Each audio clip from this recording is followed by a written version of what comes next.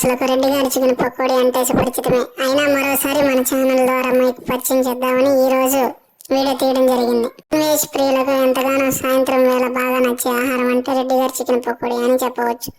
చల్లని సాయంత్రం వేళ సరదాగా స్నేహితులతో కలిసి వేడివేడిగా ఏదైనా తినాలి అంటే అందరికీ గుర్తొచ్చేది రెడ్డి గారి చికెన్ పకోడీ అని ముఖ్యంగా చెప్పవచ్చు.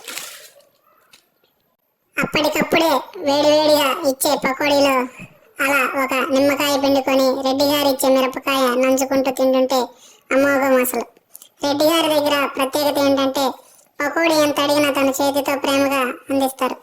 బయట ఉన్నట్లు కాటా వేయడం ఇక్కడ ఉండదు. ఎన్ని